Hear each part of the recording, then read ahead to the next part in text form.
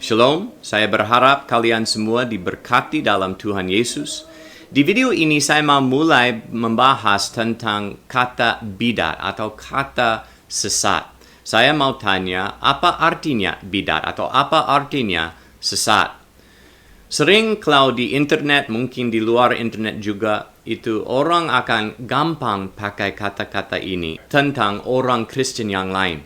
Mereka akan lihat satu aliran yang lain, mungkin orang yang tidak percaya berbahasa roh, mereka lihat orang berbahasa roh dan ini sesat, ini bidat. Atau orang yang percaya harus baptis selam, mereka lihat orang percik dan mereka sesat, mereka bidat. Dan kita harus lihat ini bukan satu kata yang casual, ini satu hal yang serius. Dan kalau kita berkata satu orang mereka sesat atau seorang bidat, kita sudah berkata mereka bukan orang Kristen. So, kalau kita berpakai ini, kita harus hati-hati dan tidak terlalu gampang pakai kata-kata ini.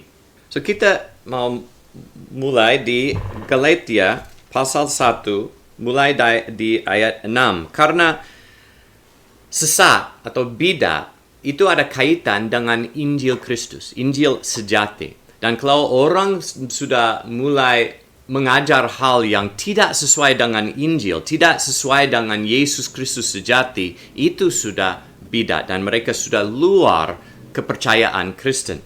So, kita lihat di ayat 6, "Aku heran bahwa kamu begitu lekas berbalik daripada Dia yang oleh kasih karunia Kristus telah memanggil kamu dan mengikuti suatu Injil lain." So, kalau orang memberitakan Injil yang lain, mereka sudah di luar kepercayaan Kristen. Mereka sudah bidat. Mereka sudah orang bidat. Ayat 7, yang sebenarnya bukan Injil. Karena Injil yang lain nggak bisa menyelamatkan orang. Karena itu bukan Injil sejati. Hanya ada orang yang mengacaukan kamu. So, orang memberitakan Injil yang lain, mereka akan mengacaukan gereja. Terakhir ini kita lihat itu di Indonesia. Karena orang mulai berkata, Yesus bukan Yahweh, dia bukan Allah sejati, dia bukan Allah sejati menjadi manusia untuk keselamatan kita, dan karena itu mereka mengacaukan gereja. Banyak orang mulai bingung karena pengajaran sesat mereka. So, hanya ada orang yang mengacaukan kamu dan yang bermaksud untuk memutarbalikkan Injil Kristus. So, orang sesat adalah orang yang memutarbalikkan Injil. Kalau mereka merubah artinya Injil, mereka sudah sesat. Terus, ayat 8, "Tetapi sekalipun kami atau seorang malaikat dari surga yang memberitakan kepada kamu suatu Injil yang berbeda dengan Injil yang telah kami beritakan kepadamu, terkutuklah dia."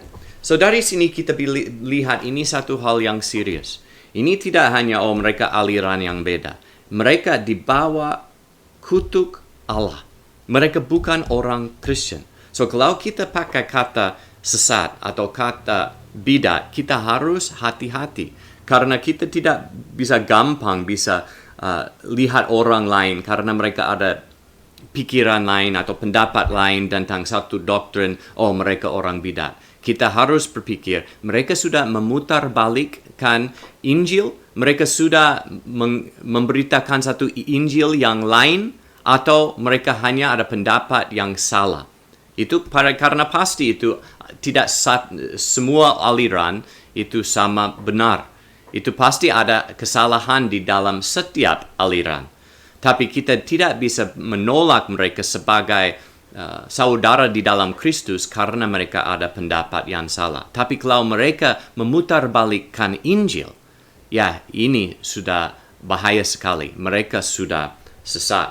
Kalau kita lihat lagi di 2 Korintus pasal 11 di ayat 4. "Sebab kamu sabar saja jika ada seorang datang memberitakan Yesus yang lain daripada yang telah kami beritakan, atau memberikan kepada kamu roh yang lain daripada yang telah kamu terima, atau Injil yang lain daripada yang telah kamu terima. So di sini kita bisa lihat itu Injil ada kaitan dengan Yesus sejati. Kalau orang mulai memberitakan satu Injil yang palsu, mereka juga akan memberitakan satu Yesus yang palsu. Banyak orang akan berpikir, kalau orang percaya Yesus mati di salib dan dia bangkit dari kematian, mereka percaya Injil. Karena Injil adalah Yesus mati dan bangkit. Tapi sebenarnya itu Injil adalah Injil tentang Yesus Kristus. Dan kalau kita memberitakan satu Injil atau satu Yesus yang lain daripada Yesus yang sejati, kita sudah memberitakan satu Injil yang lain. Kita harus tanya, itu boleh kalau orang percaya Yesus mati di salib untuk dosa kita dan dia bangkit dari kematian, itu boleh kalau mereka percaya Yesus hanya satu malaikat menjadi manusia, seperti orang saksi Yehova percaya? Atau kalau mereka percaya, Yesus hanya satu orang manusia biasa saja lahir di Bethlehem dan dia menjadi satu Allah yang baru, itu boleh. Kalau mereka percaya Yesus mati di salib dan bangkit dari kematian, itu tidak boleh karena itu sudah satu Yesus yang lain. Kita harus percaya Injil sejati, dan Injil sejati tentang Yesus Kristus sejati, tidak tentang Yesus yang lain. Oke, lihat di Markus 1 ayat 1. Inilah permulaan Injil tentang Yesus Kristus, anak Allah. So, ini di Injil Markus mau memberitakan Injil sejati. Dan dia mulai di sini dan berkata, ini permulaan Injil tentang Yesus Kristus. Ayat 2. Seperti ada tertulis dalam kitab Nabi Yesaya, lihatlah, aku menyuruh utusanku mendahului engkau. Ia akan mempersiapkan jalan bagimu. Ada suara orang yang berseru-seru di padang gurun. Persiapkanlah jalan untuk Tuhan, luruskanlah jalan baginya. Di sini kita lihat Markus mulai Injil Kristus dengan berkata tentang Yohanes Pembaptis. Kenapa ini permulaan itu Injil Yesus Kristus? Tentang Yohanes Pembaptis? Karena Yohanes Pembaptis, dia persiapkan jalan untuk Yesus Kristus datang. Tapi kalau kita lihat di sini, Yesus Kristus adalah siapa? Dia adalah Tuhan. Kalau kita lihat di Yesaya 40 ayat 3. Ada suara berseru-seru. Ini tentang Yohanes Pembaptis. Ini satu nubuatan tentang dia. Persiapkanlah di padang gurun jalan untuk Tuhan. Tuhan ini siapa? Di Yesaya Tuhan siapa? Yahweh. So, Yohanes Pembaptis akan persiapkan jalan untuk Yahweh, Tuhan. Luruskanlah di padang belantara jalan raya bagi Allah kita. So, ini satu nubuatan tentang Yohanes Pembaptis. Dan kalau tadi Markus 1 ayat 2, seperti ada tertulis dalam kitab Nabi Yesaya. Maksudnya, ini genapi di dalam Yohanes Pembaptis. Dia persiapkan jalan untuk Tuhan. So, permulaan Injil tentang Yesus Kristus adalah dia adalah Yahweh. Dia adalah Allah kita, Allah sejati. Dia datang dan Yohanes Pembaptis persiapkan jalan untuk dia. Sesuai dengan nubuatan di dalam Yesaya pasal 40 ayat 3. Kalau kita tidak percaya ini, kita sudah tidak ada Yesus yang sejati, tapi kita sudah memutarbalikkan Injil dan sudah ada Yesus yang lain dan satu Injil yang lain.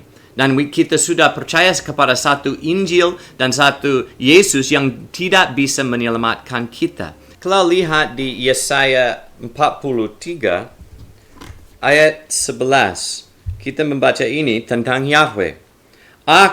Akulah Tuhan, dan tidak ada juru selamat selain daripadaku.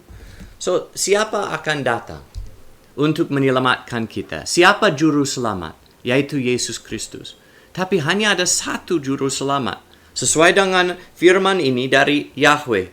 Itu, akulah Tuhan dan tidak ada juru selamat selain daripadaku. Kalau orang berkata, Yesus, dia juru selamat, tapi dia juru selamat yang minor. Yang besar adalah Yahweh, Allah Bapa.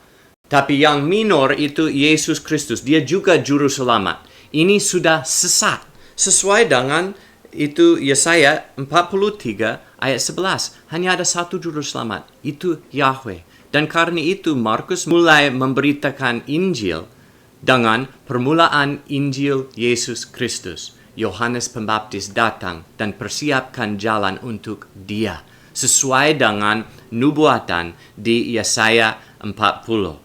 Yaitu Yohanes Pembaptis persiapkan jalan untuk Yahweh.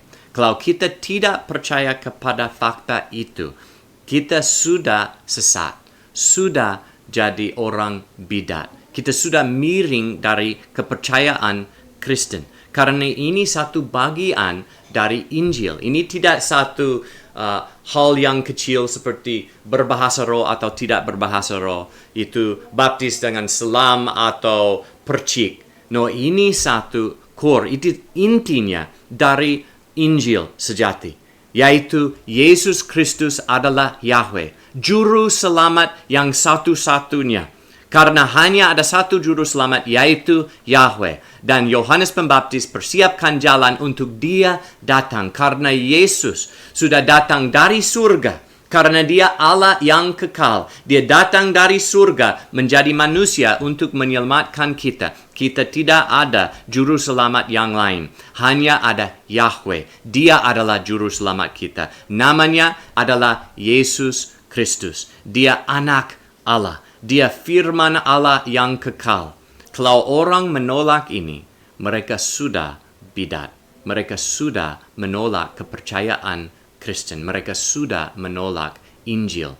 Dan karena itu, di Galatia, kalau mereka memberitakan Injil itu, yang palsu itu kepada orang lain, mereka sudah orang bidat, sudah orang sesat, dan mereka sudah dibawa kutuk Allah.